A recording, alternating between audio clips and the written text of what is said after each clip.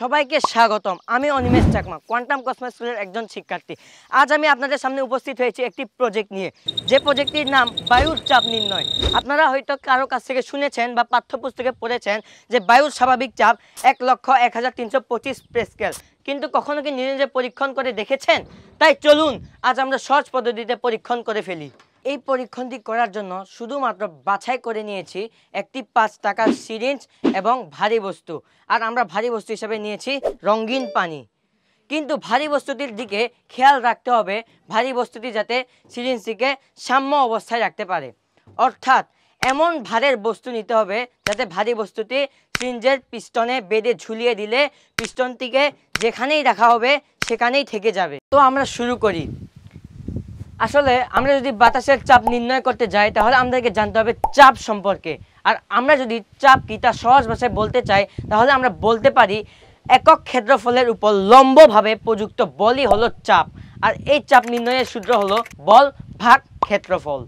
যখন আমরা সিরিঞ্জের মুখটিকে আটকে দিচ্ছি তখন সিরিঞ্জের পিস্টনটিকে টান দিলে ভিতরে বায়ু শূন্য হয়ে যাচ্ছে এবং বাহিরের বায়ুর প্রযুক্ত বল সিরিঞ্জের পিস্টনটিকে ধাক্কা দেওয়ায় সিরিঞ্জের পিস্টনটি আবার ভিতরে ঢুকে যাচ্ছে।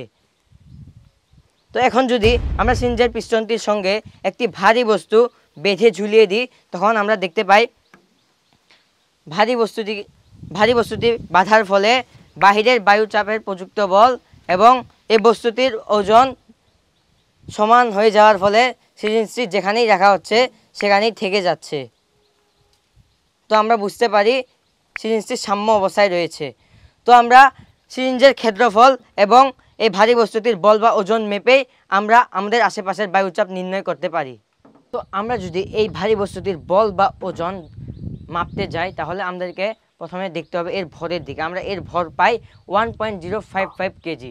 আমরা এর সঙ্গে অভিকর্ষ ত্বরণ অর্থাৎ 9.8 মিটার পার স্কোয়ার সেকেন্ড স্কোয়ারের সঙ্গে যদি আমরা গুণ করে দিই তাহলে আমরা পেয়ে যাচ্ছি এই ভারী বস্তুটির বল বা ওজন। এই ভারী বস্তুটির বল বা ওজন হলো 10.339 নিউটন। তো আমাদের বলের কাজ শেষ। এখন আমাদেরকে বের করতে হবে ক্ষেত্রফল। আর আমরা যদি ক্ষেত্রফল নির্ণয় করতে যাই তাহলে আমাদেরকে দেখতে হবে এই সিরিঞ্জের আকৃতির দিকে। আমরা সবাই দেখতে পাচ্ছি এটি হচ্ছে একটি সিলিন্ডার আকৃতির, কিন্তু আমরা যদি এর পিছনে লক্ষ্য করি তাহলে আমরা দেখতে পাই একটি বৃত্ত।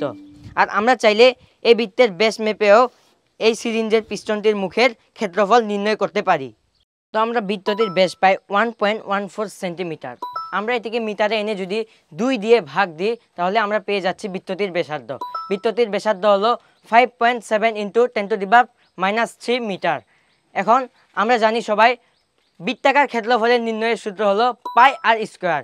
সূত্র অনুযায়ী আমরা যদি ব্যাসার্ধের মান বসিয়ে ক্ষেত্রফল নির্ণয় করি তাহলে আমরা ক্ষেত্রফল পাই 1.0207 × 10⁻⁴ মিটার স্কোয়ার। তো এখন আমরা বল এবং ক্ষেত্রফল দুটিরই মান পেয়ে গেছি। আমরা যদি এই দুটির মানের মধ্যে বলকে ক্ষেত্রফল দ্বারা ভাগ দিয়ে দিই তাহলে আমরা পেয়ে যাচ্ছি আমাদের এই আশেপাশের বায়ুর চাপ। তো আমরা পেয়েছি আমাদের আশেপাশের বায়ুর চাপ 1,01,293 প্যাসকেল, যা স্বাভাবিক বায়ুর চাপ 1,01,325 প্যাসকেলের খুবই কাছাকাছি। এতক্ষণ আমরা শিখলাম বায়ুর চাপ নির্ণয়। এখন আমরা জানতে পারবো বায়ুর চাপ নির্ণয়ের গুরুত্ব সম্পর্কে। আমরা জানি এভারেস্ট আরোহীরা অনেক প্রশিক্ষণের পরই এভারেস্ট জয় করতে যান। এর কারণ হলো ওইখানকার পরিস্থিতির বায়ুর চাপের তুলনায় রক্তের চাপ অনেক বেশি হয়ে যাওয়ায় নাক, চোখ, মুখ ইত্যাদি জায়গা থেকে রক্ত বেরিয়ে আসতে পারে। তাই আমরা যদি যে কোনো পরিস্থিতি এড়াতে বায়ুর চাপ সহজ পদ্ধতিতে নির্ণয় করে ফেলি তাহলে আমরা যে কোনো পদক্ষেপ নিতে পারবো।